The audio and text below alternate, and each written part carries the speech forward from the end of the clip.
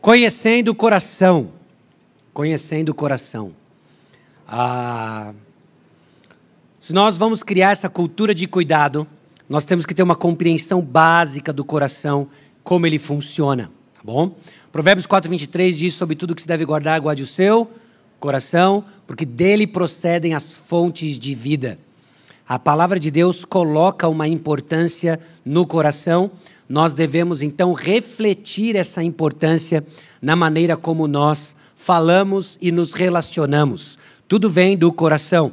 Princípio básico, então, nosso interesse em ajudar pessoas nos leva além de conversas triviais, mas ter aquilo que o autor chama de conversas do coração. Não é? A boca fala do que está cheio o coração. A trivialidade mata a nossa proposta de ajuda, emperra processos de ajuda. Nós queremos aprender a comunicar falando o coração, tá bom? Então, uma compreensão básica do que é o nosso coração e como ele funciona irá... Desculpa. Sempre vem dois. Eles andam em dupla. O meu espirro é meio testemunho de Jeová, sabe? Ele bate na porta, eles estão em dois, eu tenho certeza. Enfim. É meio mormon, né? Elder espirro 1, Elder espirro 2. Eles são assim. Mas, enfim, eu acabei de mencionar aqui para você Provérbios 4:23. Agora vamos lá para Provérbios 27:19.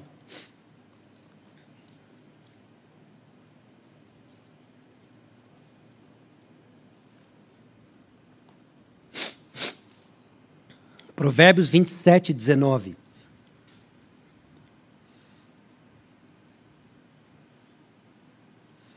Como na água o rosto corresponde ao rosto, assim o coração do homem ao homem.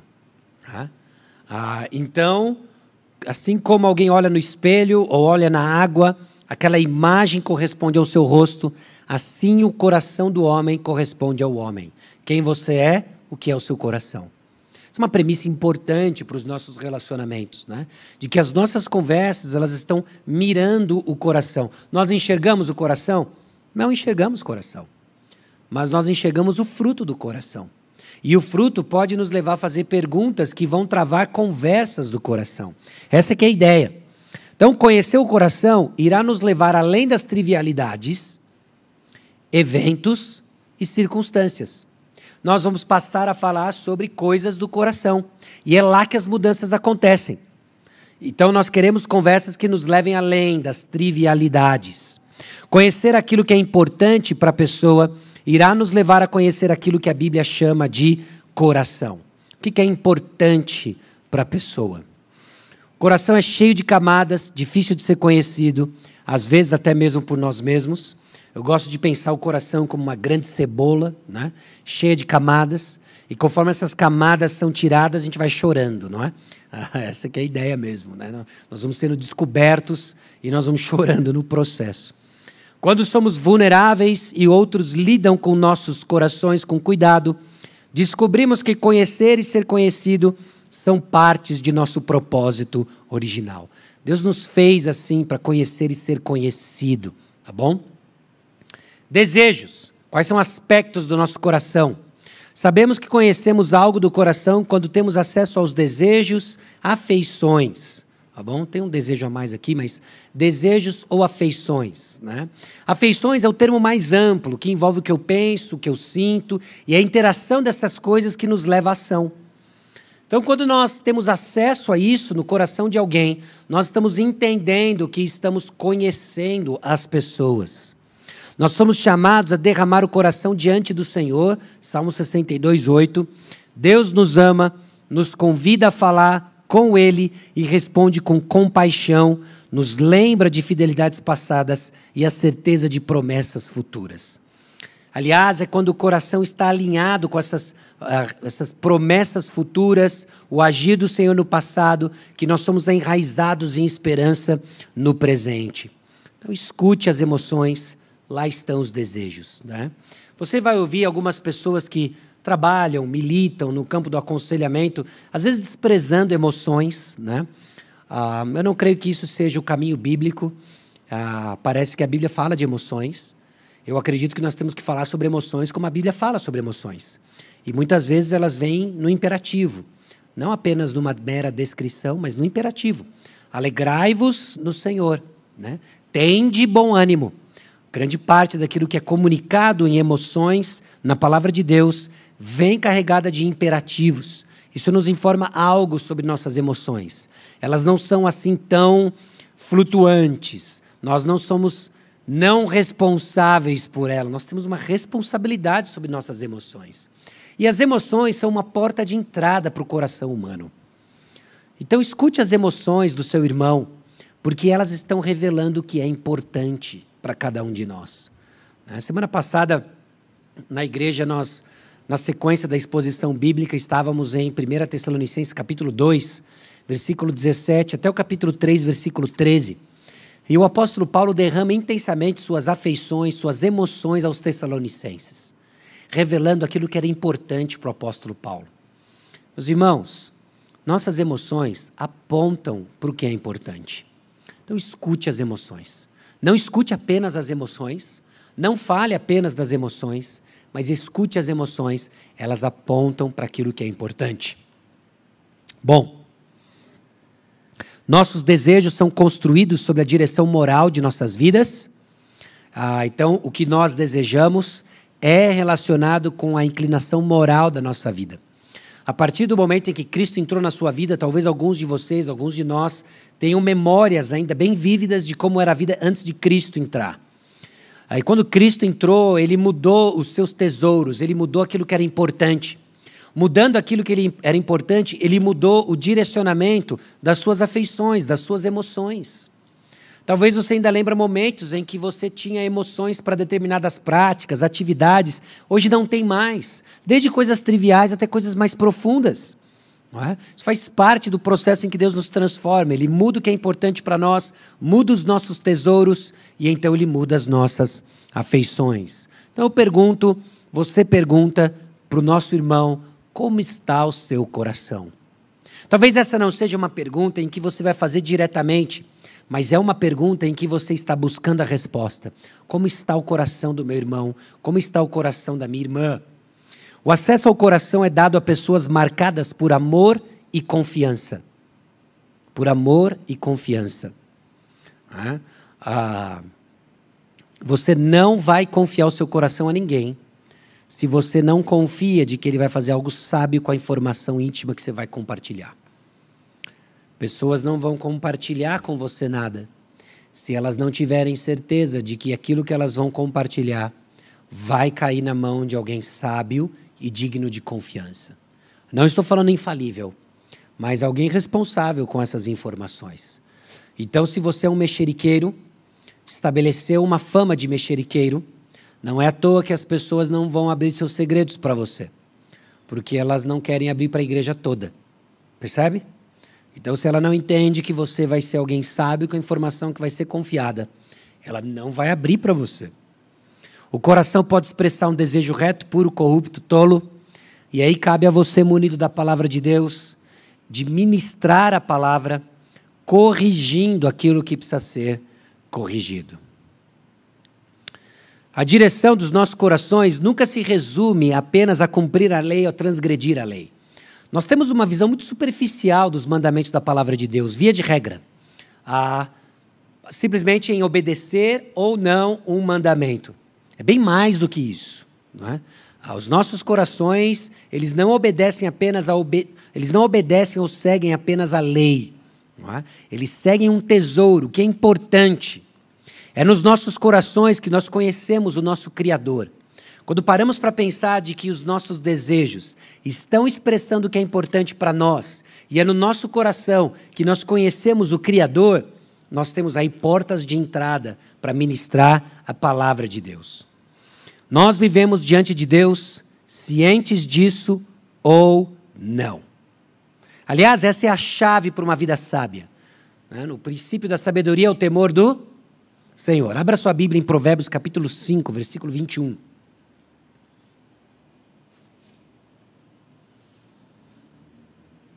Provérbios capítulo 5, o contexto é de imoralidade sexual. Salomão está exortando o seu filho a sabedoria, a fugir da mulher imoral. E aí no versículo 21, o antídoto para que ele fuja da mulher imoral é o temor do Senhor. É a compreensão não só confessional, né, não uma confissão da boca para fora, mas uma confissão prática, né, da presença do Senhor. Provérbios 5, 21 diz, porque os caminhos do homem estão perante os olhos do Senhor, e ele considera todas as suas veredas. É isso. Salomão exorta o seu filho de que, olha, o Senhor tudo vê. O Senhor tudo vê. Nós vivemos diante de Deus. Isso é o início da sabedoria. Ok? Então, conhecendo o coração, pergunte como você está. Não apenas como clichê dos nossos cumprimentos, né, no domingo. Como é que você está? Estou bem. Então tá, Deus abençoe, boa semana. Mas como é que você realmente está? Siga as emoções mais fortes, porque elas vão indicar a condição do coração, o que é importante. Desfrute do que é bom. Nem tudo é tragédia, né? Mas quando a pessoa expressa alegria, desfrute disso, conviva com isso. Numa das definições de aconselhamento bíblico, a gente falou sobre afirmar o que é certo, esse encorajamento do que é correto, né? Tenha compaixão quando houver problemas. Quanto mais você anda com alguém, mais problemas você irá ouvir. Isso é real, né? Então, nossos relacionamentos, a intensidade deles vai nos colocar num curso de ouvir mais problemas. Com o tempo, você irá descobrir o fundamento da fé de alguém, que vai ser uma mistura de fé em Jesus e fé em si mesmo. A nossa fé nunca ela é colocada de forma pura em Cristo Jesus, né? Ela é purificada ao longo do tempo. E o nosso coração, nós vamos ver isso, ele é capaz de ser dividido. Eu não tenho dúvida que você ama Jesus. A questão é, ele é quem você mais ama. E a sua postura está começando a apontar a intensidade do seu amor a Cristo.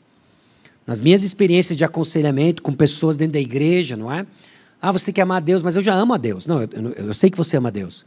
A dúvida é se você o ama acima de todas as coisas, como Ele nos mandou. E parece que o seu estilo de vida está revelando um amor dividido. Você ama Jesus, mas você não está pronto, por amor a Jesus, a abrir mão de amores menores. Essa que é a questão. Aprender a amar a Deus de todo o coração. Então, as características do coração, a Bíblia trata as características do nosso coração, ela nos dá as características do nosso coração. Para entender melhor seu funcionamento, devemos prestar atenção a cada uma delas, a fim de guardá-lo. Então, nosso coração, ele é enganoso. Não confie no seu coração. Não confie. Aliás, essa semana que passou, eu estava lendo o livro de Juízes. E é interessante, a maneira como eu dividi a leitura era de ler blocos de acordo com os personagens, principalmente a partir de Jefté, quando as descrições começam a ficar mais amplas, né, dos juízes. No começo nós temos descrições um pouco mais curtas. Quando chega, na verdade até um pouco antes disso, né, Gideão é o primeiro bloco em Juízes capítulo 6, que você tem uma descrição mais ampla de um juiz, né? E aí você começa a perceber como que o autor de Juízes descreve personagens, e essa descrição ela é importante, a gente começa a entender a dinâmica do nosso coração. E ali você tem Gideão respondendo a palavra de Deus com aquela hesitação. Não é? Olha, vai lá e liberta o povo. Eu sou o menor da minha tribo, se a lã fica úmida, se a lã fica seca, e começa aquele negócio que muito crente acha, inclusive, que essa é a maneira de determinar a vontade de Deus. Juízes, não tem nada da parte deles digno de imitação, ok? Aquilo lá é pura misericórdia de Deus, e a gente olha a história dos juízes e vê, o Senhor é misericordioso e Ele quem livra, porque se depender desses caras aqui, é um tiro no pé. Deus usa os caras como juízes e usa pessoas como nós, graças a Deus por isso, não é? E o ponto é sempre que fique evidente a graça e a misericórdia dele. E ali, Gideão, nós vemos de que paz não é o que ele estava experimentando em resposta à própria palavra de Deus. Então ele hesita em responder à palavra de Deus, ele fica perturbado, com medo, mas ele foi. E graças a Deus por isso. Quando você pega Sansão Sansão sequer conhece a palavra de Deus, e a única coisa que ele se preocupa na sua história é seguir os desejos do seu coração enganosos, e ele só... E de novo, o texto deixa bem claro, e o Espírito do Santo se apossou dele. Quando Sansão estava atrás de mulher e bebida, Deus o usava para libertar os filisteus, apesar de Sansão. Não é? E por que eu estou dizendo isso? Nosso coração é enganoso. Vão ter momentos em que você vai experimentar uma inquietação, e vai ser no meio dessa inquietação que você vai exercer fé e obediência à palavra de Deus. Se você for esperar ter paz para obedecer a palavra de Deus, cuidado, cuidado. Jonas experimentou paz no porão do barco em oposição à vontade de Deus. Nosso coração é enganoso, não confie no que você sente, mas confronte o que você sente constante com a palavra de Deus. Isso é muito importante. E nós vemos isso nas descrições dos personagens e como a palavra de Deus aborda os seus próprios corações e nos dá pistas para pensar certo. Ele pode ser dividido. Nós estávamos falando aqui justamente, né, desse amor dividido. Né? Nosso coração ele pode ser dividido. Você vai amar Deus, você vai ser sincero no seu louvor a Ele no domingo e na segunda-feira você vai ser tentado a alguma prática escusa no trabalho, você vai ser tentado à irritação dentro de casa, vai dar vazão à sua ira, porque você tem o coração dividido em amor a Deus, amor ao seu conforto, sua segurança, sua paz. Nós temos que estar atentos a isso. E ele é possível de ser endurecido. Assustador. Assustador. Não muito tempo atrás, eu estava fazendo a leitura na passagem de Êxodo, né? E é sempre um desafio quando a gente está lendo passagens que você já é familiarizado, não é? Então, quando você começa a ler a história de José, lá em Gênesis capítulo 37, 38, 39, acontece o que acontece com ele, e aí você fala, calma, José, você vai virar o segundo do governo do Egito, não é? Você já sabe o final da história, parece que isso vicia a gente, né? Algumas dicas práticas aqui, totalmente fora da nossa sequência aqui, mas talvez a leitura em traduções diferentes vai estimular você a prestar atenção em momentos diferentes do texto. Hoje nós contamos com boas traduções confiáveis. Você tem a Revista Atualizada, você tem a NVI, você tem a NVT, né? São algumas traduções diferentes. Tem a Almeida século XXI, agora saiu a NAA, né? Então, pelo menos você tem 5 aí boas traduções que podem ajudar você a enxergar textos que a gente já é familiarizado, a ver aspectos diferentes, né? Mas, enfim, por que eu estou dizendo isso? Aí eu estava lendo o Êxodo. Oi? Você quer que eu diga...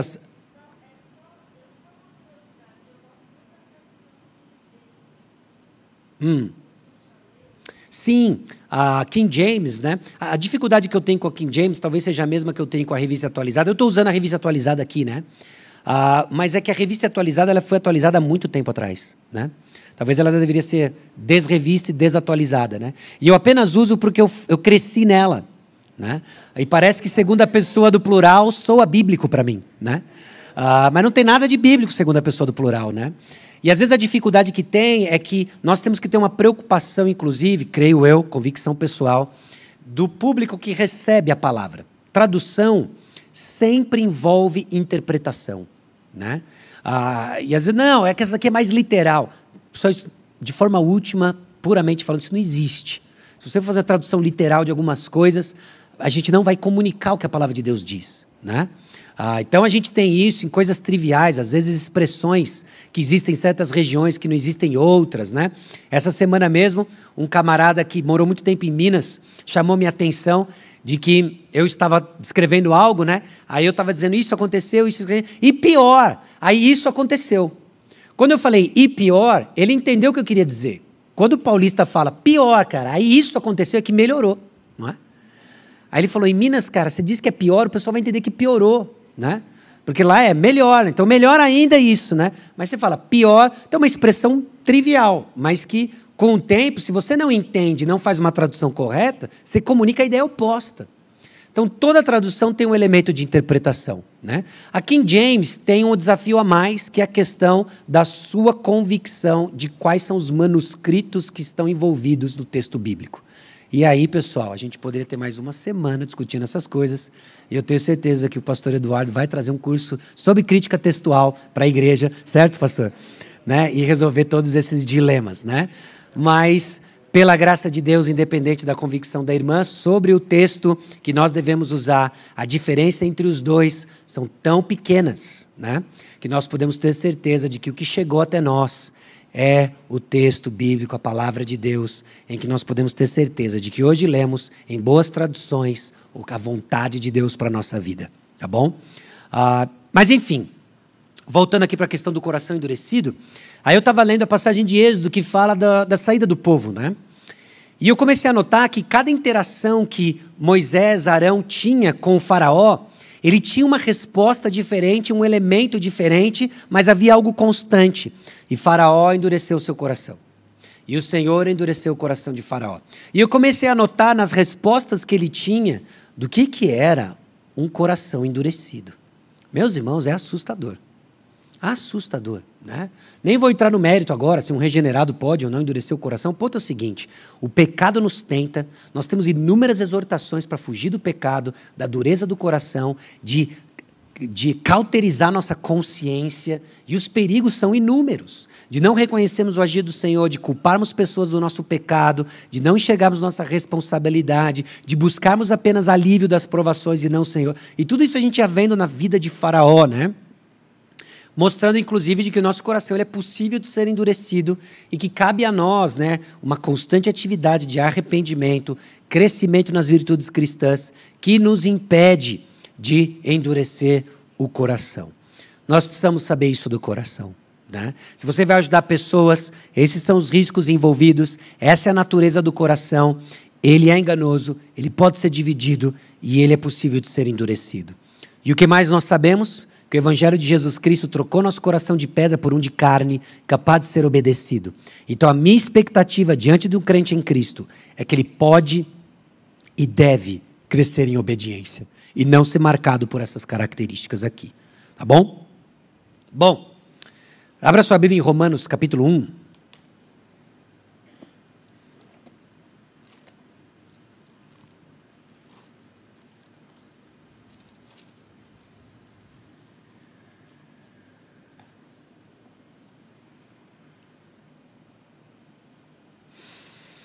Romanos capítulo 1, versículos 21 em diante.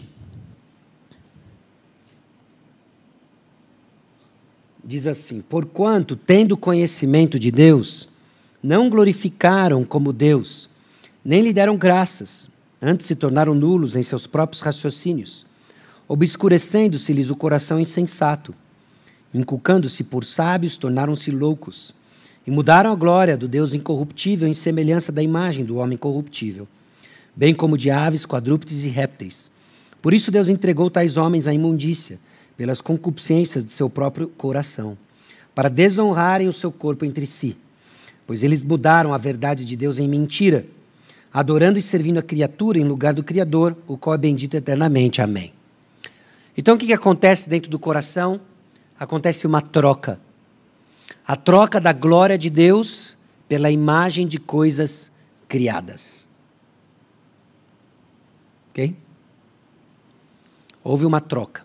A troca da glória de Deus pela imagem de coisas criadas. E onde isso acontece? Acontece dentro do coração. E essa troca envolve também a troca da verdade por mentira nos nossos pensamentos, troca da adoração, serviço de Deus por coisas em nossas motivações, e obviamente troca da obediência por iniquidade em nosso comportamento. Agora, a partir do versículo 26, o apóstolo Paulo descreve as consequências externas dessas mudanças internas. E por que eu estou dizendo isso e chamando a sua atenção para isso? Porque a partir do versículo 26 é aquilo que você vai enxergar na vida dos irmãos e na sua própria vida. Mas Romanos capítulo 1 nos dá uma informação importante. Essas coisas que nós enxergamos têm origem no coração, que troca a glória de Deus pela imagem das coisas criadas. Vamos ler o versículo 26 até o 32. Por causa disso, os entregou Deus a paixões infames, porque até as mulheres mudaram o modo natural de suas relações íntimas por outro, contrário à natureza. Semelhantemente, os homens também, deixando o contato natural da mulher, se inflamaram mutuamente em sua sensualidade, cometendo torpeza, homens com homens, e recebendo em si mesmos a merecida punição do seu erro. E por haverem desprezado o conhecimento de Deus, o próprio Deus os entregou a uma disposição mental reprovável para praticarem coisas inconvenientes, cheios de toda injustiça, malícia, avareza e maldade, possuídos de inveja, homicídios, contenda, dolo e malignidade, sendo difamadores, caluniadores, aborrecidos de Deus, insolentes, soberbos, presunçosos, inventores de males, desobedientes aos pais, insensatos, pérfidos, sem afeição natural e sem misericórdia. Ora, conhecendo eles a sentença de Deus, de que são passíveis de morte os que tais coisas praticam, não somente as fazem, mas também aprovam os que assim procedem. Tudo isso flui de corações que trocam a glória de Deus pela imagem de coisas criadas. Nós convivemos com essas coisas. E o texto bíblico nos informa a origem delas. E é lá que nós queremos alcançar. E é a palavra de Deus que alcança corações.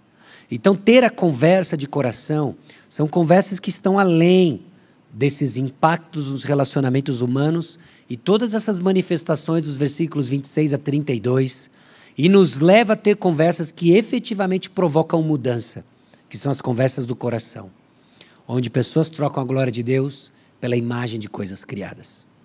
Ok? Deu para ver como ela nos instrui a enxergar relacionamentos de forma diferente.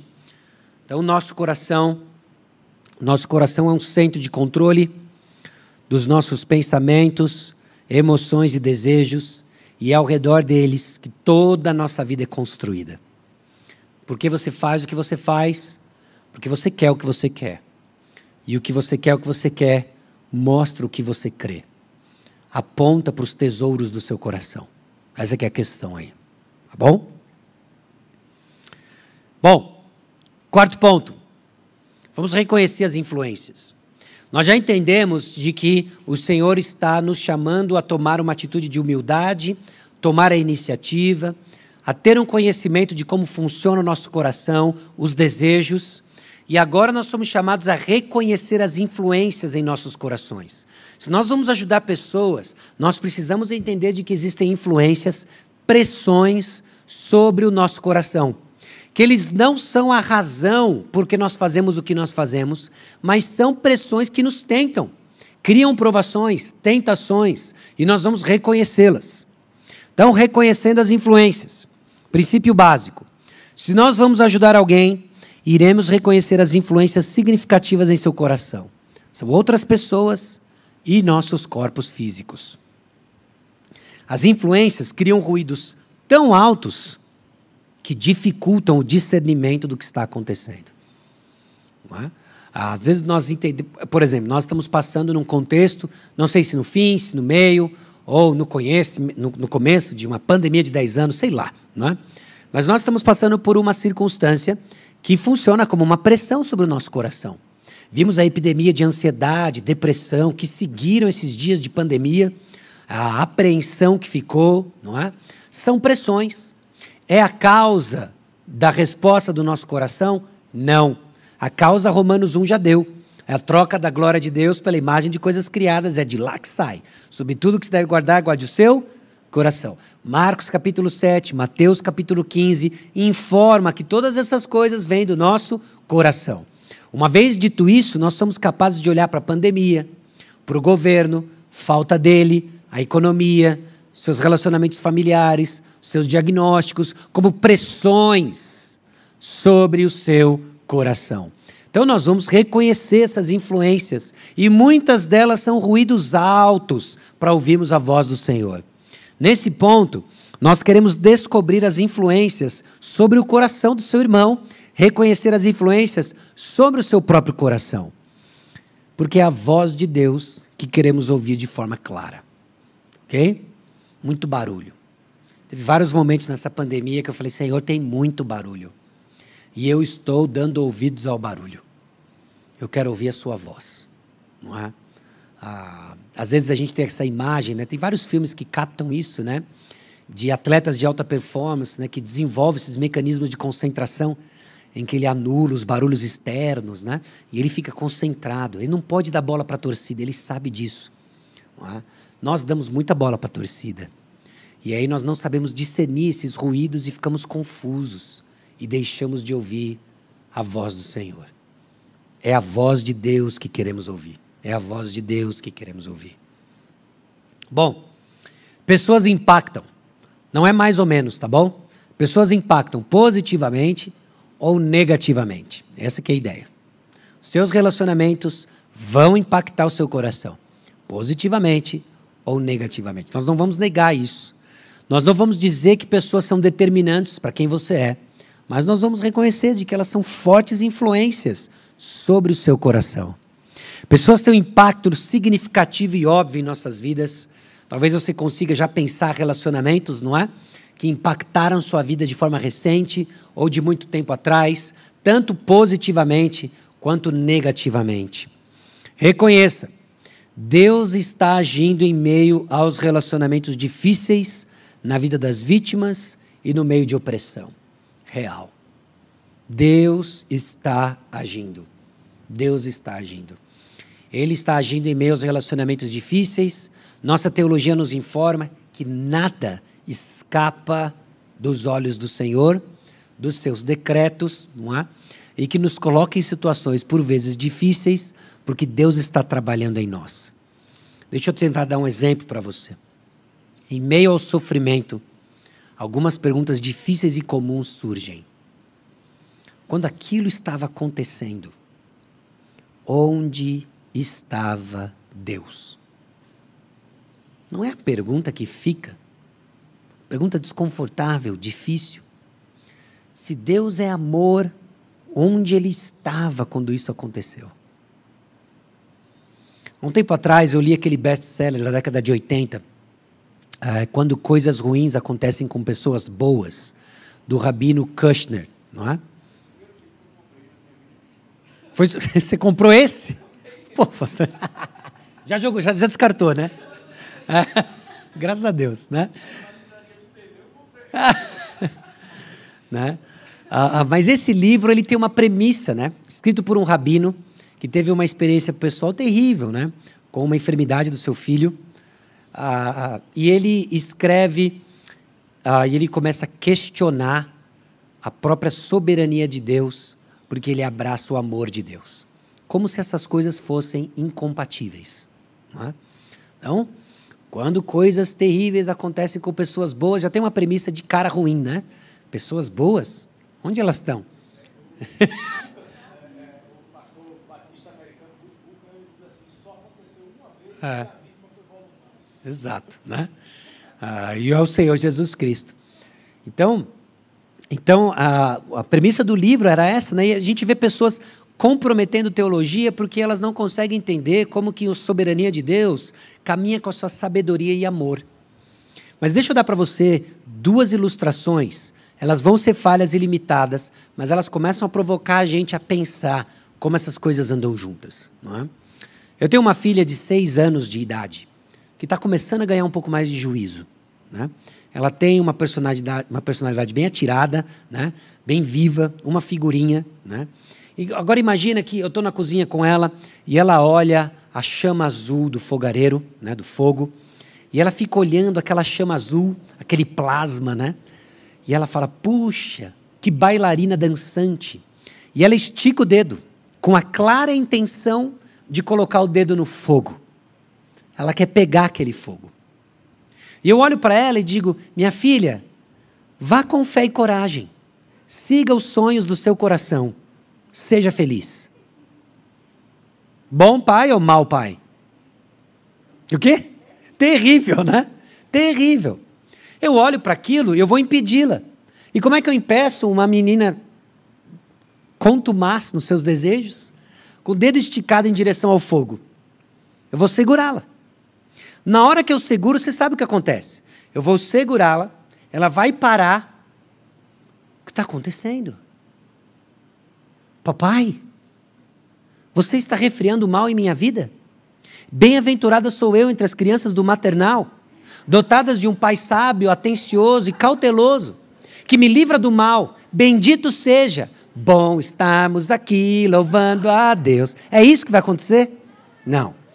Se a sua filha ou a sua experiência de paternidade, maternidade, berçário maternal for um pouco semelhante com a minha, é segurar a criança, ela vai olhar, vai fazer birra, vai chorar, vai gritar coisas terríveis. Eu quero a mamãe. Pior, eu quero a vovó. Não é? Aí é o fim, rasga o coração. Aí eu vou dizer, tá bom, se é assim, então vai. Bom pai ou mau pai? Terrível. Ainda que ela insista, faça birra, esperneie, o que eu vou fazer? Vou continuar segurando. Sabe por que eu vou segurar? Eu sei de coisas que ela não sabe.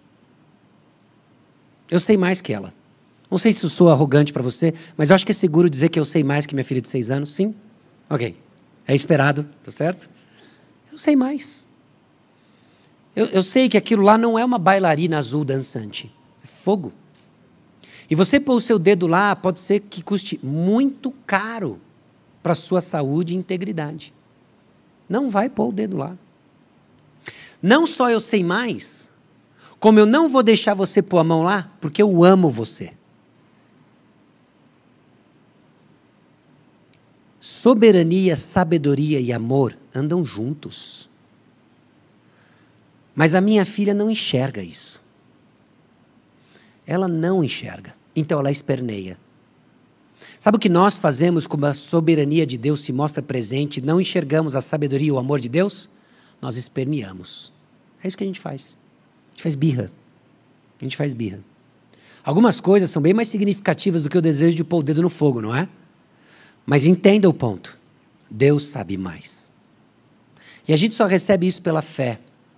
E a gente só descansa quando coisas muito ruins acontecem nas mãos de um soberano Deus, que também é sábio e amoroso, porque nós recebemos seu caráter com fé.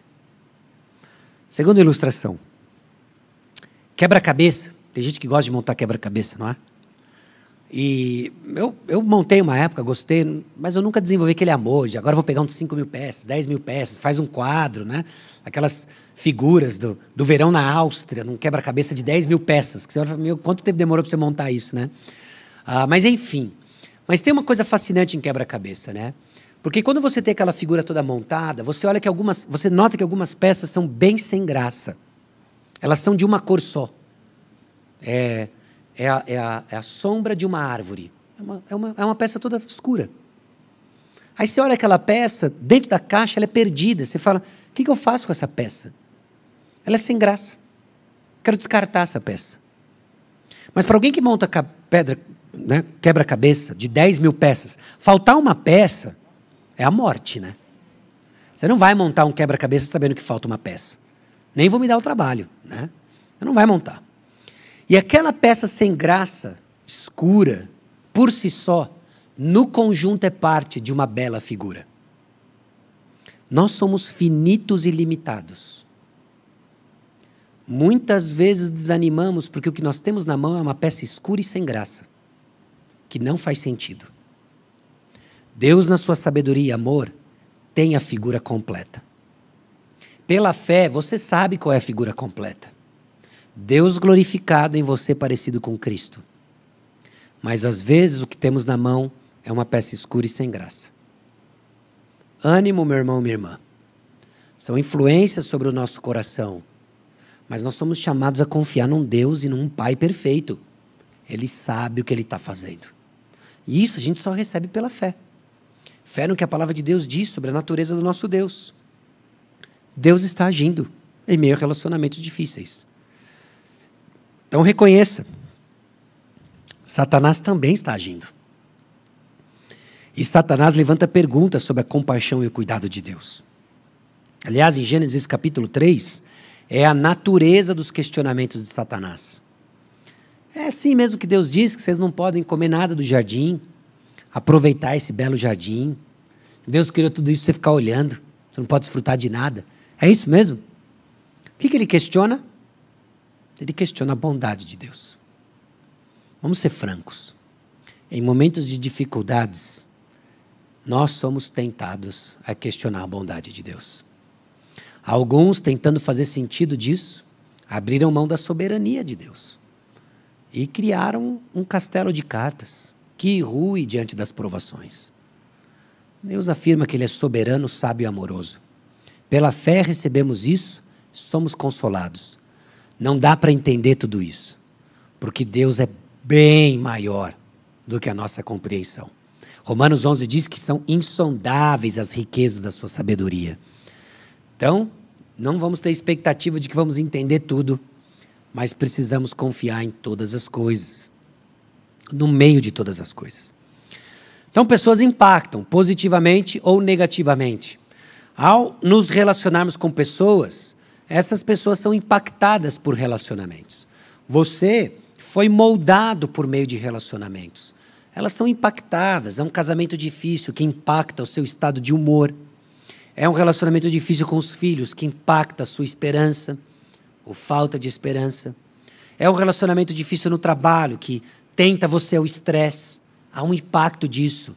E no relacionamento nós reconhecemos isso. O impacto das nossas circunstâncias e nossas reações. Circunstâncias difíceis revelam e pressionam nossos corações. E nós podemos ter reações diversas. Por exemplo, é verdade, nós podemos confiar no poder e na justiça de Deus e permanecemos gratos. É uma reação possível? É. Em meio às dificuldades é possível reagir assim. Também é possível nos tornarmos amargos e querer resolver com as nossas próprias mãos. É possível também. É possível. Podemos nos manter confiantes no amor de Deus porque nós temos nossos olhos fixos em Jesus. É possível. Também é possível crer que Deus está distante, indiferente à nossa dor. Como é que está o seu irmão? Diante das circunstâncias difíceis que ele passa, como é que está o seu irmão? Nós estamos crescendo em humildade, nós vamos tomar iniciativa, nós sabemos que flui do nosso coração, agora nós estamos reconhecendo essas influências, como que essas histórias estão impactando a vida do seu irmão, da sua irmã. Os nossos corpos impactam positivamente ou negativamente. Nossos corpos são parte de quem nós somos, mas também influenciam nossos corações de maneira similar à influência das pessoas. Talvez você é tentado de uma maneira peculiar quando está com fome, cansado. É pressão sobre o seu coração. Talvez você tende a ser pressionado à ansiedade diante de diagnósticos, diante de enfermidades. Isso pressiona o nosso coração. Queremos crescer em nossa compreensão das qualidades e fraquezas de nossos corpos, porque isso está intimamente ligado à nossa compaixão. Tem uma ligação, pessoal, real e misteriosa entre nossos pensamentos, emoções e funcionamento do cérebro. Provérbios diz o seguinte: o coração alegre aformoseia o rosto, mas o espírito abatido faz secar os ossos. Salomão está sendo poético, pero não mucho, não é? É uma linguagem poética que não teria sentido se não descrevesse uma realidade. Quando o Salmo 32, Davi está ali falando do seu pecado, ele fala assim: olha, meus ossos envelheceram, porque eu não confessava o meu pecado. Seu estado espiritual vai ser experimentado no corpo. Se você quiser uma teologia simples de corpo, está aqui, ó. Corpo é a ferramenta que Deus te deu para experimentar a vida.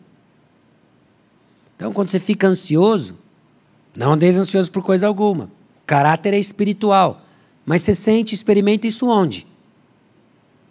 Não é? No corpo. Dá aquele piriri. Tem gente que tem taquicardia. Tem gente que sente isso no sistema respiratório, ataque de asma. Não é? Tem gente que desenvolve enxaqueca. Não é? Então, o corpo é a ferramenta que nós experimentamos a vida. Entenda isso, né? Há uma ligação, nosso corpo tem uma influência. Né? Não é só uma carcaça, que Deus vai lidar com isso, uma carcaça. Quase gnosticismo, né? Não, Deus tem um plano para o corpo, e o plano é de redimir nosso corpo e glorificá-lo. Nós vamos ter o corpo igual de Jesus, graças a Deus. Bom? Então, a regra de ouro: quanto mais compreendemos as fraquezas físicas de alguém, mais pacientes seremos com ele. né? Eu lembro que isso particularmente foi muito vívido para mim quando nós começamos a ter filhos, né? E eu tinha muita dificuldade em separar a capacidade de uma criança de 2 anos versus rebeldia do seu coração, né? A minha tendência é, tudo é rebeldia, não é que não aprende, não obedece. É 2 anos. O que eu consigo esperar de uma criança de 2 anos? Vai derramar suco na mesa. Vai derramar, não é? Agora, tem formas e formas de derramar suco na mesa, não é? Tem derramar suco na mesa assim, ó. Esse é o do Adão. E tem derramar suco na mesa assim.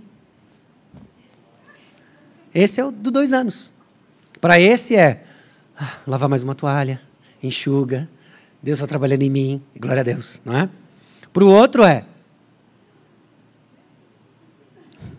certo? Rabbles, não? Mensagem comunicada, mensagem recebida, rabbles, né? E assim vai, né? Mas isso, lógico, para criança, né? Mas conforme nós entendemos como o nosso corpo opera, nós somos capazes de aliviar pressões sobre ele, né? Eu dei aqui o exemplo agora há pouco, né? De talvez o seu humor seja afetado com fome e sono. Isso acaba sendo algo comum para mim, né? Quando a minha esposa entendeu isso, ela foi desenvolvendo técnicas, né? Então eu lembro uma fase da nossa vida em que a gente ia para a igreja 8 horas da manhã e nós tínhamos 3 compromissos, um seguido atrás do outro. Era uma escola dominical, depois tinha uma outra sala e tinha o culto, e a gente chegava em casa perto de meio-dia, meio-dia e meio, né? E era natural, então, que lá pelas 11 da manhã eu começava a sentir fome, só que a gente ainda tinha mais um compromisso. Quando terminava o compromisso, tinha um momento de comunhão, e ela começou a notar que eu era muito curto e grosso no momento da comunhão, né? Como é que você está? Estou bem, glória a Deus, vamos, né? Eu queria comer, né? Estava com fome. Quer mais um bolinho? Comi um bolinho, meus irmãos. Eu tenho aprendido lições sobre como meu corpo funciona, né? Então, pecado do meu coração, sem dúvida, mas havia uma pressão. E aí, com o tempo, foi muito engraçado, né? Porque quando chegava 11 da manhã, no intervalo entre um e outro, minha esposa pegava uma barra de cereal e falava, coma. Aquilo ia ser suficientemente para forrar e me manter de bom humor por mais uns 30 minutos, né? Meu problema era fome? Não, o problema é o meu coração, pensando apenas no que eu queria e não no que as outras pessoas precisavam, né? Mas a gente pode aprender a aliviar pressões. Talvez o que você precisa nem é tanto de um retiro espiritual, mas se você dormir menos de 5 horas por noite, por um longo período de tempo, você vai ver elefante voar, você vai lutar contra o mau humor, é simples assim. Nosso corpo foi projetado para dormir um pouco mais. Não, mas eu durmo... Você precisa dormir um pouco mais. Talvez a coisa mais espiritual que você vai fazer agora é tirar um cochilo e dar um jeito de dormir um pouco mais, né? Simplesmente Deus nos fez para dormir um pouco mais, né? Há diferenças, mas vocês já sabem compreender as fraquezas do nosso corpo, né? Então, as circunstâncias da vida não têm o poder de nos desviar de Jesus ou de nos fazer amá-lo mais. Essa é uma questão do coração. Mas circunstâncias podem facilitar isso ou não. O que nós queremos, quanto mais compreendemos isso, mais nós facilitamos e eliminamos pressão.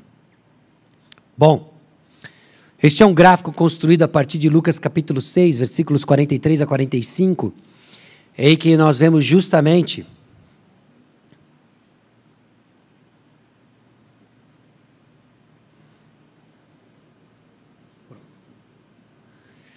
em que nós vemos as nossas reações, né, pecaminosas.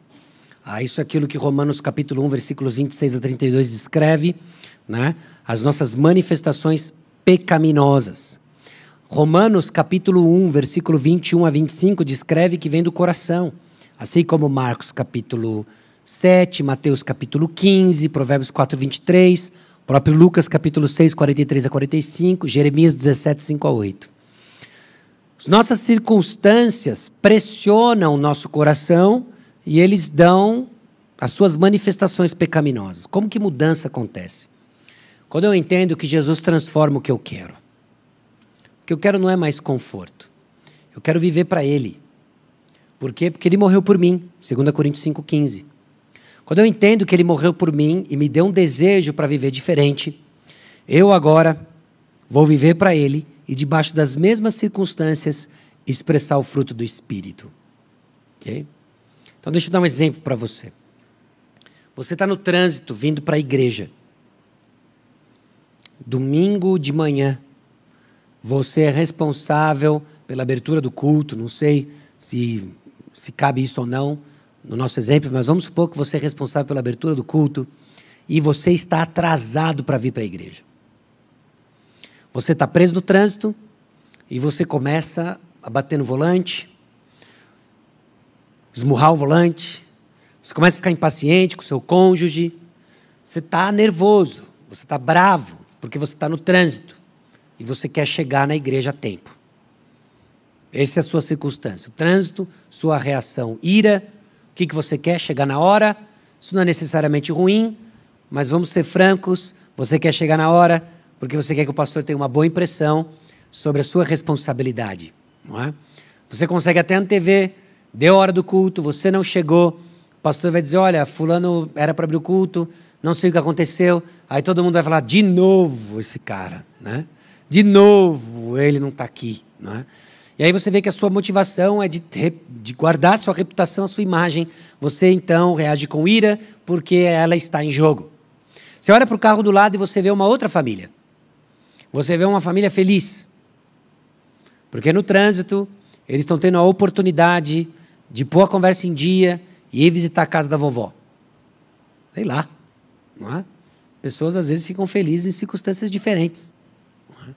No carro da frente tem um homem de negócios que está recebendo gente de fora do Brasil, que veio para assinar um contrato. Sim, é domingo, é um café da manhã importante, mas é quando ele vai fechar um negócio multimilionário.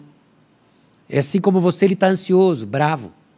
No carro de trás tem uma mulher, feliz da vida porque teve trânsito, porque ela saiu de casa e esqueceu de se maquiar, e o trânsito está dando para ela a oportunidade de se maquiar, porque ela está indo visitar o namorado. O problema é o trânsito? O trânsito é o sol. O que está determinando as reações diferentes é o que as pessoas querem. O que você quer? Porque se o que você quer é viver para o Senhor, acima de todas as coisas, o trânsito apenas vai levantar perguntas diferentes. E quais vão ser as perguntas? Como eu vou viver para o Senhor quando o Senhor me coloca no trânsito? Percebe? Então, reconhecer as influências nos ajuda a entender a causa dos nossos problemas e nos leva a fazer perguntas diferentes para as pessoas ao nosso redor. Não é tanto o que está acontecendo, mas como ela está respondendo ao que está acontecendo. Então nós vamos reconhecer as influências. Elas não determinam o que nós fazemos, mas elas impactam como nós respondemos. Ok? Ser pessoal e orar. Ser pessoal e orar. Princípio básico. Nós tendemos a pensar que as ajudas mais significativas virão de forma extraordinária, mas muitas vezes vem num formato ordinário da interação comum. Você faz parte de uma igreja, você criou estereótipos de que, não, essa igreja me ajuda, normalmente é porque a gente espera de alguém em específico, e na maioria das vezes, o pastor. Olha, eu vou ser ajudado porque o pastor me ligou, foi na minha casa, visitou. Talvez esse não seja muito o seu contexto, mas o ponto é, nós criamos estereótipos de como a ajuda vai vir. Mas a realidade é que grande parte da ajuda que você vai desfrutar do Senhor vai vir de meios ordinários. Na interação com o irmão, de palavras de encorajamento, isso precisa ser um valor. Meus irmãos, é como Deus nos usa. Então, as ajudas mais significativas que experimentamos vêm de olhar para Cristo, do exercício de nossa responsabilidade mútua e da oração. Nossa comunidade centrada em Cristo cria as estruturas para crescermos como igreja. Por que ser pessoal? Deus é pessoal. Então nós também somos. Deus não trata na massa. Deus trata conosco. Então como é que nós vamos ajudar pessoas? Indivíduos. Ser pessoal, então, significa que Deus se aproxima de seu povo. O Senhor nos convida a falar e Ele ouve de maneira atenta, sem distrações e de forma amorosa. A vida de Jesus é um constante lembrete de um relacionamento pessoal. Ele escuta, Ele fala, e Ele é movido pelo que Ele vê e ouve. Mas nós vivemos numa correria tão doida que nós deixamos de ouvir pessoas. Nós somos bons em cumprir tarefas. E as atividades espirituais passam a ser tarefas espirituais. E deixamos de ver pessoas. Deixamos de notar seus semblantes, de sermos sensíveis, de fazermos perguntas pontuais. Deixamos de ser o corpo de Cristo, o lugar de cuidado, uma comunidade de aconselhamento informal, porque não somos pessoais e não oramos de forma pessoal. Então, sendo pessoal, nossa ajuda também é pessoal. Somos chamados a demonstrar interesse em outras pessoas, nos alegrarmos e nos entristecermos juntos. Nos alegramos quando as coisas vão bem. Estou feliz por você. Graças a Deus, isso é muito bom. Aliás, Romanos 12:15, né? Alegrar com os que se alegram e chorar com os que choram. Não é? Então, escute o que acontece ao seu redor. Seu irmão está alegre? Se alegre com ele. Ele está chorando? Chore com ele. Não seja falso, não seja não genuíno, mas peça ao Senhor e mova o seu coração na direção do seu irmão, do que é importante para ele. Nos alegramos quando as coisas saem de seus corações. Sua transparência com questões de sua vida me ensina muito sobre a graça. Olha só que frase, não é? Quando alguém é transparente, quando alguém vive os valores cristãos de forma simples, profunda, olha, a maneira como você vive a vida cristã me encoraja, me ensina. Né? Você afirmar um caminho, né? Estar sensível a isso, isso vai educar o seu coração para prestar atenção no que realmente importa. Obrigado por sua preocupação. Isso me ajuda a entender que não estou sozinho. Você não vai dizer isso se você acha que é merecedor de toda atenção. Não é? Às vezes, uma vez com muita tristeza, né? Fui fazer uma visita corriqueira para uma família, apenas para receber a notícia de que eles estavam saindo da igreja. Né? Mas por que você está saindo? Porque ninguém se importa. Porque você é o único pastor que veio nos visitar. Ninguém se importa com a gente. Aliás, eu disse isso também para o diácono que veio me visitar. Eu falei, olha, ninguém se importa com a gente. E para o grupo de visitas que esteve aqui da última vez, eu também falei isso. Ninguém se importa. Pois é, foi isso que eu fiz. Você não vai enxergar o cuidado de Deus se você não estiver com o coração treinado a enxergá-lo. Okay? Então, quando nós recebemos a visita de alguém e reconhecemos, é o cuidado de Deus usando a sua vida, você vai ter dificuldade de enxergar como Deus usa pessoas. Okay? E grande parte, às vezes, do nosso desânimo, ninguém se importa, ninguém me vê, é porque a gente não está treinando o nosso coração para enxergar o cuidado de Deus. Louvo a Deus por sua paciência e bondade para com as crianças. Né? A minha visão de paternidade mudou radicalmente quando os filhos vieram. Né? Eu era um excelente pai antes de ter filhos. Sabia todas as respostas, sabia o que tinha que ser feito. Né? Aí começaram a chegar, eu falei assim, não sei nada desse negócio. Né? Que loucura. Mas enfim, né? Mudou a minha atitude com birras de criança em supermercado, né? Antes eu olhava e falava assim, escuta aqui, não vai ter vara para essa criança aí não é? Hoje eu vejo criança fazendo birra, eu falo, Senhor, tem compaixão dessa família, né? Cuida, dê paciência a essa mãe, que ela não fique preocupada com o que as pessoas vão pensar, mas foque no que essa criança precisa, e assim vai, não é? Então, identificar isso no nosso meio, louvar a Deus pela forma como pais estão lutando para criar os seus filhos, os sacrifícios logísticos para sair de casa com criança pequena. Né? Só de ver uma mãe chegando para o culto, ainda que atrasada 20 minutos, com carrinho, bolsa de fralda, papinha, você tem que olhar e falar assim, louvado seja o Senhor. Amém? Você veio. Como eu posso ajudar? Aí ela vai olhar e fala assim, fica com ela, eu vou dormir ali no sofá da igreja. Vá, minha irmã, e tenha o sono abençoado da mãe que labuta. E fica lá com a criança, deixa essa mãe dormir 20 minutos. Vai ser a melhor coisa que pode acontecer com ela. Depois você explica para o pastor que ela perdeu o culto, porque ela precisava exercitar funções orgânicas importantes para a sanidade dela. Né? Mas, enfim, o ponto é a gente estar atento a essas coisas, né? Sendo sensível às coisas. Né? Demonstrando compaixão quando eles compartilham suas lutas, né? Me conte um pouco mais para eu saber como orar por você. Às vezes as coisas começam, uma hora para o meu filho, né? A gente está tendo dificuldades com ele. Puxa, dói no coração de um pai, né? De uma mãe. Como é que eu posso orar por você? A regra para ser pessoal é dizer algo para você, é dizer algo para a pessoa quando você tem acesso ao que é precioso para ela. Regra de ouro, Mateus 7,12, né? Nós fazemos o que nós gostaríamos que fizesse para nós. Essa é uma forma de você começar a entender como que você pode ser pessoal com alguém. E a outra orientação é humildade. Então, como é que funciona a regra de ouro? O que as outras pessoas me disseram que me ajudou? Talvez quando você estava passando por um momento difícil em família, alguém lhe disse algo que lhe ajudou muito. O que foi que ela disse? Talvez ela não disse nada. Ela ligou para você e disse, olha, estou orando por você. Ou mandou uma mensagem, mandou um WhatsApp, mandou uma carta, né? Mandou um bolo. Talvez nem era o sabor do bolo que você gosta, mas só o fato de você, puxa, mandou um bolo, teve o trabalho de, ou foi numa padaria, comprou o bolo, trouxe aqui, ou parou à tarde, fez o bolo, trouxe aqui. Aquilo significou muito para você, né?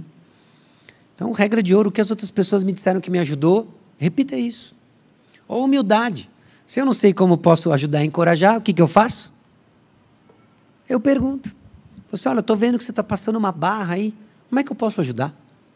Não, ora por mim e tal. Aí você vê que às vezes a pessoa não está à vontade ainda de pedir uma ajuda específica. Aí você começa a imaginar, né? Ó, estou vendo que você está passando uma correria em casa, tentando ajudar um familiar, Covid, né? Toda aquela dinâmica da familiar fica complicada, né? Quem está com saúde tem que ficar isolado, não pode fazer. Então, eu vou fazer o seguinte, na terça-feira eu vou mandar um iFood, eu vou... Enfim, o que vocês gostam, o que vocês podem comer, coisas assim práticas, né? Que a gente começa a imaginar e dizer com humildade, né? Agora, sobre a regra de ouro, né? Uma variação da regra de ouro é não dizer aquilo que, quando você estava passando por dificuldade, não ajudou. Por exemplo, dar conselho quando alguém está passando problemas, mas ela não lhe pediu. Às vezes, você não pediu. E a pessoa está dizendo um monte de coisas que você tem que fazer. Por que isso nem sempre é bom? Porque dar conselho é dizer o que iríamos fazer na situação do irmão, mesmo quando nunca estivéssemos em situação parecida. Comumente soma com um tom de superioridade sem compaixão. Muito cuidado com isso, né? Por exemplo, né? Quando você fala de uma experiência pessoal. É mesmo. Minha mãe também teve Alzheimer. Foi muito difícil, eu sei exatamente como é. Você não sabe como é. Talvez a sua mãe teve Alzheimer, mas ela estava num ambiente de muitos recursos e ela foi colocada numa casa de cuidado, onde ela tinha 2, 3 enfermeiras de plantão à sua disposição. Você iria visitá-la meia hora por semana. Nos primeiros 5, 10 minutos, ela não lembrava quem você era. Depois ela tinha um vislumbre de quem você era. Você tinha 20 minutos de boas conversas. Aí ela esquecia quem você era e você ia embora para passar o restante da sua semana em casa com bons recursos. Essa é uma experiência de uma mãe com Alzheimer. Bem diferente de uma família que não tem recursos para colocar a mãe nessa casa, em que a mãe começou a ficar muito agressiva dentro de casa, dizendo coisas que nunca disse antes.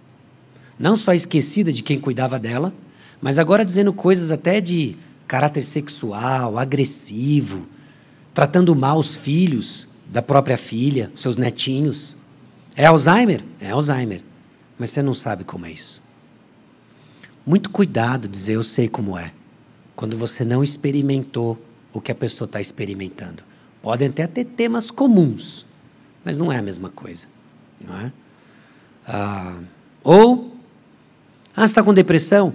Eu também fico com depressão de vez em quando. Ano passado eu fiquei tão mal que... Aí você muda a conversa e leva a conversa de novo para você. Aí a pessoa está lá mal te ouvindo. Ok. Que bom que você teve vitória sobre a depressão e eu estou aqui miserável, me sentindo pior ainda que eu não sou como você. Né? A gente leva a conversa para nós, trazemos para... Sabe por quê? Porque nos falta o primeiro elemento. Qual que era o primeiro elemento, de novo? Com toda humildade. Não é mais eu no centro, mas o Senhor e o cuidado do próximo. Se você falar de uma experiência pessoal, e às vezes é apropriado, volte a falar sobre o problema da pessoa. Ser pessoal e orar, oração. Uma maneira de ser pessoal é orar. É uma evidência de que a pessoa está em nossos corações. A oração vai juntar o conhecimento que temos de outras pessoas, nosso amor por elas e nosso conhecimento sobre Deus e suas promessas. Nós vimos vários exemplos já, né? De como nós pegamos passagens bíblicas e oramos essas passagens, né? Porque ali está a vontade de Deus. Exemplo, você chega bem perto de alguém novo na igreja ou no pequeno grupo, faz algumas perguntas e descobre algumas informações, onde ela trabalha, onde mora, de onde vem. Ela menciona que está saindo do emprego. Durante a semana você ora por ela. No próximo encontro, qual é a pergunta? Olha, eu orei por você, você pergunta sobre o emprego, e o que ela responde? Olha, está tenso, né? Ou você interage, né? Como é que eu posso continuar orando por você? Para que eu arrume um emprego, básico. Não é? É errado você orar para que ela arrume um emprego? Não, mas você quer ir além disso, não é? Você não quer conversar das trivialidades, você quer conversar sobre os assuntos do coração. Então, por que você não ora agora? Alguma possibilidade de trabalho? Que igreja que ela veio? Enquanto isso, você ouve as afeições e emoções. E conforme conhece da palavra, ganha mais conhecimento de como orar por ela. Certo? Importante. Você não precisa saber todas as respostas. Eu acho que muito dessa cultura de cuidado, ela não é criada porque a gente acha que para ajudar alguém, eu tenho que ter todas as respostas. Você não precisa. Você não tem. Você só precisa ter uma disposição de coração de ajudar e amar. Deus tem todas as respostas e Ele vai concedendo graça de acordo com a necessidade. Passo a passo. A humildade e o amor querem saber mais, então você pergunta mais. Você pergunta o que ajuda, o que não ajuda. Você pensa em como orar. E sempre existe mais ajuda disponível no corpo de Cristo. Então nós buscamos mais ajuda. Sempre existe. Okay? Nós queremos justamente comunicar ajuda, ligando irmãos que passaram por situações semelhantes, sabem como lidar. Por isso é importante conhecermos nossas histórias, né? Ligarmos histórias. Isso ajuda muito, ajuda muito. Sexta maneira, falar sobre sofrimento. Se nós vamos criar uma cultura de ajuda, nós vamos aprender como nós falamos sobre sofrimento. Como é que nós falamos sobre sofrimento? Provações e tribulações estão em todos os lugares. Aliás, Jesus já nos antecipou. No mundo tereis, mas tem de bom ânimo, eu venci o mundo. Não é? Então, todas as páginas das Escrituras. Nós podemos procurar numa concordância o tema de medo e ansiedade, e nós vamos encontrar inúmeras passagens. Está em todo lugar. Mas e quando a Bíblia se cala em assuntos específicos? Por exemplo, as ditas doenças psicológicas, né? Pessoal, não se apegue a rótulos, mas escute experiências. Em que sentido? Pessoas vão dizer, olha, estou com transtorno bipolar tipo 2, obsessivo, compulsivo da mania do não sei o quê. Puxa, eu nunca ouvi isso, né? Aí a gente fica assustado, não sei como tratar, não sei como lidar, não sei como ajudar. Pergunta, o que você sente quando experimenta um episódio? Aí você vai começar a escutar temas comuns da Escritura. E é lá que a gente fica. É lá que nós ministramos. A palavra de Deus fala uma porção de coisas sobre medo, sobre ansiedade, sobre euforia, sobre momentos bem baixos, o vale da sombra da morte. Lá ficamos, lá habitamos e ministramos. Duas realidades, então, importantes sobre o sofrimento. A experiência do sofrimento é única. Não existem duas formas de sofrimento iguais. São embrulhos personalizados, porque nós temos histórias diferentes. Porém, as tribulações têm algo em comum. Elas são dolorosas e podem nos deixar sentindo que é o fim. Essa é a razão porque apenas um salmo pode falar para tantos problemas. Porque embora tenha embrulhos diferentes, que tem a sua digital, a sua íris, customizado para você, existem problemas que são comuns a todos nós. E são nessas portas de entrada, nos problemas comuns, que nós ministramos a palavra de Deus. é aquilo que muitas vezes nós vemos paradigmaticamente na palavra de Deus do deserto. Vá lá para Deuteronômio capítulo 8. Por que Deus levou o povo de Israel para o deserto?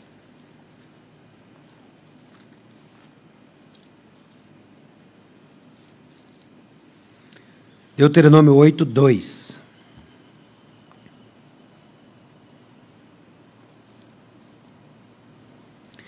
Recordar-te-ás de todo o caminho pelo qual o Senhor teu Deus te guiou no deserto estes 40 anos, para te humilhar, para te provar, para saber o que estava no teu coração, se guardarias ou não os seus mandamentos.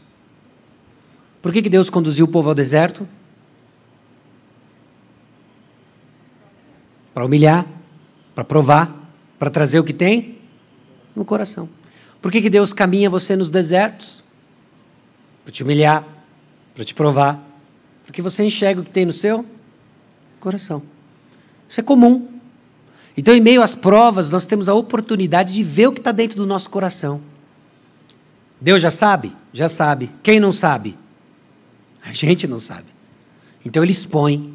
E aí nós temos a oportunidade de crescermos em graça. O plano era sair do Egito, atravessar o deserto e chegar na terra prometida. Mas no caso do povo de Israel, o trajeto tornou-se muito mais difícil. E o lugar, o deserto, é esse lugar difícil, onde nós somos chamados a responder com compaixão aos que nele estão. É um lugar de pouca esperança e sem vida.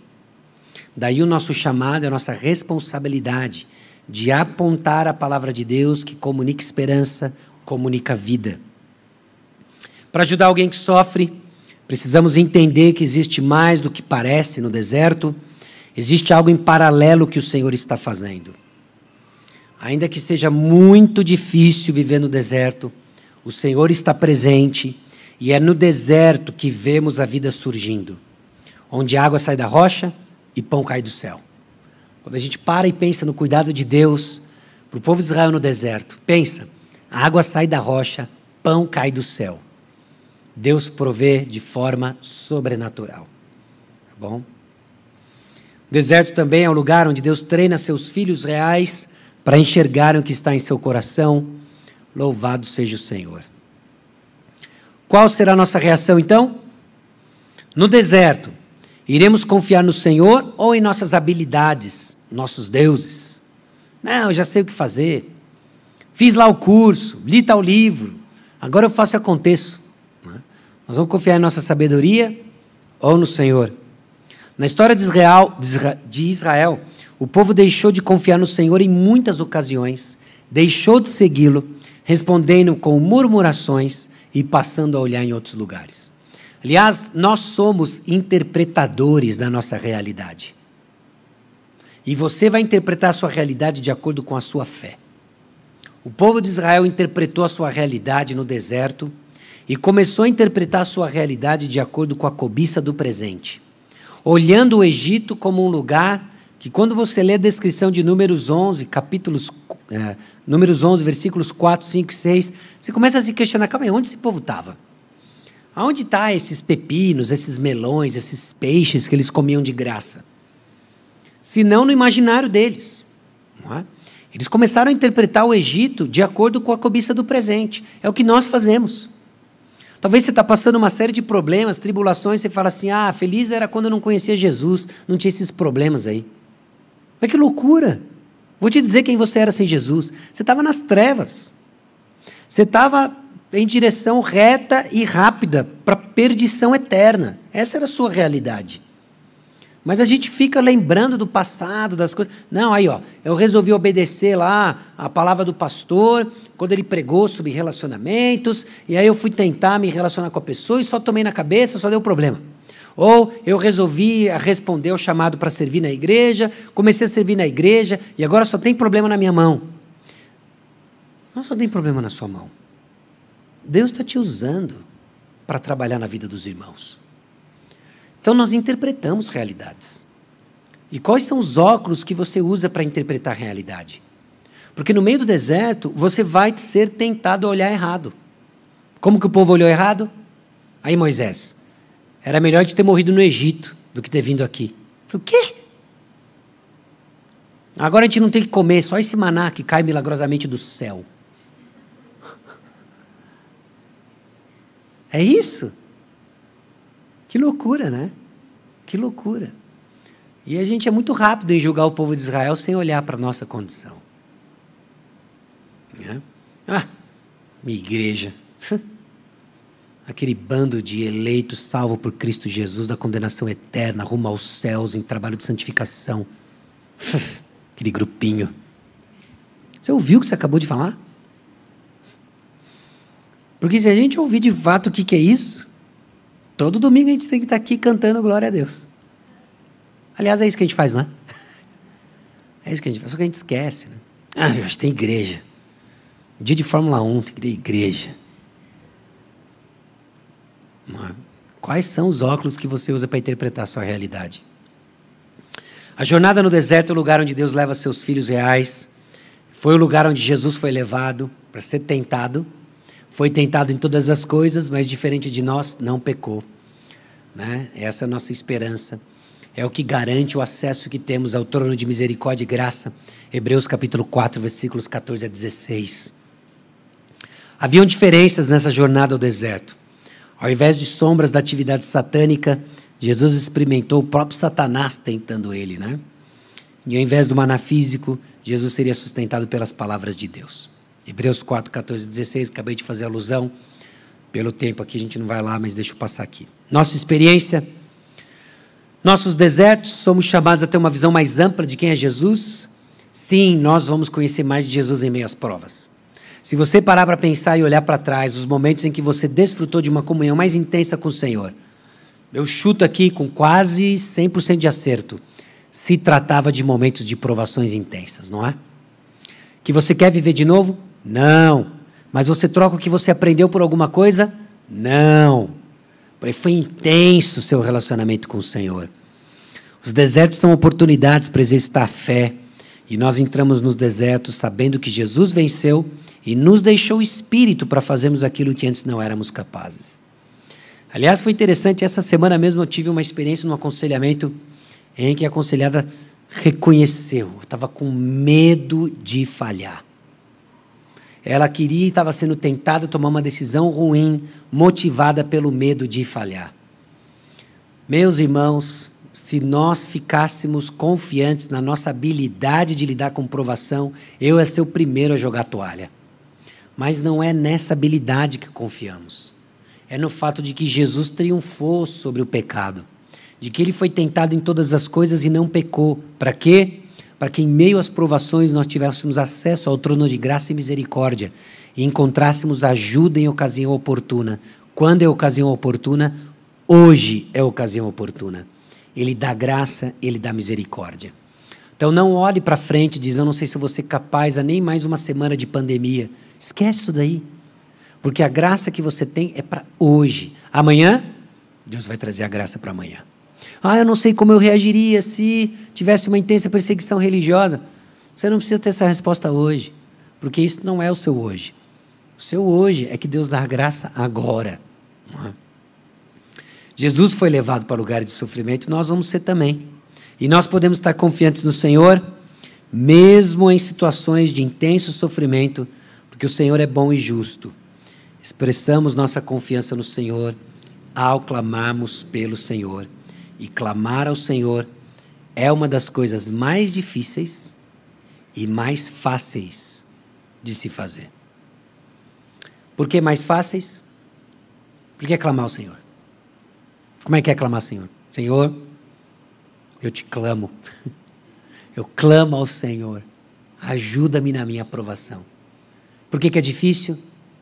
Porque envolve abrir mão dos seus recursos sofisticados de adulto que sabe o que faz. Quando Jesus nos chama a ser uma criança inocente e pular nos braços dele. Por isso que é difícil. Não é? Demanda essa confiança que só uma criança pode ter em abrir mão de uma fé sofisticada. Confiar no Senhor. Não é? Então, construir essa cultura de aconselhamento, esse aconselhamento informal, envolve entender que antes de fazer alguma coisa, é quem nós estamos nos tornando. Humildes. Humildes. Eu não mais penso tudo para mim, através de mim, mas para o Senhor, para amar o próximo, com toda humildade. Envolve tomar a iniciativa, de entender de que quando a igreja se reúne, eu vou tomar a iniciativa para amar o irmão. Talvez durante esse tempo algum nome já tenha surgido à sua mente. Deixa eu desafiar você e dar uma tarefa. Amanhã a igreja se reúne, procure esse irmão. E faça a pergunta como você está, não no sentido de cumprimentá-lo, mas de realmente saber como ele está. E como você pode orar por ele. Criar essa cultura de cuidado mútuo envolve o conhecimento básico sobre o nosso coração. De que tudo que a gente faz vem da onde? Do nosso coração. Nós não queremos ter conversas triviais. Nós queremos ter conversas do coração. Envolve ser pessoal e orar. Nós queremos ser pessoal e orar. Reconhecer as influências sobre o coração. Falar sobre sofrimento. Da maneira como a palavra de Deus fala sobre sofrimento. Você precisa ter uma boa sofrimentologia. E o que eu quero dizer com isso? Uma teologia de sofrimento. Né? Tem o livro lá, né? O terrível livro que a gente mencionou aqui, quando coisas ruins acontecem com pessoas boas. Mas tem o livro Confiando em Deus, do Jerry Bridges. Que livro! Que livro! Acho que é seguro dizer que depois da Bíblia é o melhor livro que eu já li. Eu não sei se esse livro também me encontrou no momento que eu precisava ouvir aquelas coisas, mas se você não leu esse livro ainda, faça esse compromisso de ler esse livro. Você precisa desenvolver uma visão madura da soberania de Deus, porque a vida é difícil. É difícil, confiando em Deus. Falar sobre sofrimento. Depois do intervalo do almoço, nós vamos falar sobre pecado. Falar sobre pecado. De que criar uma comunidade, uma cultura de ajuda, envolve também falar sobre pecado. E tem uma maneira correta de falar sobre pecado. Nós vamos refletir sobre isso, e aí nós vamos olhar os elementos chaves de um processo de aconselhamento bíblico formal. Então nós estamos aqui criando um processo de aconselhamento bíblico informal, uma atmosfera na igreja, em que cada um é equipado para isso, e depois o aconselhamento formal, em que alguns, dotados de ensino, dotados de misericórdia, vão se destacar, ser referência no nosso meio, para começar a ajudar pessoas num plano mais estruturado. Quais são os elementos que envolvem isso? E assim nós estamos falando dos processos de aconselhamento bíblico, criando essa comunidade em que a palavra de Deus é exposta publicamente, em pequenos grupos e individualmente. Tá bom? Vamos almoçar? E depois do almoço, cuidado que você vai almoçar, tá bom? Vai bater uma feijoada aí, vai chegar aí. Oi? Saladinha básica, uma aguinha de coco, não é? É isso aí, low carb. Aí você volta aqui desperto, né? Aí depois do almoço a gente volta para falar sobre esses pontos aqui. Pastor.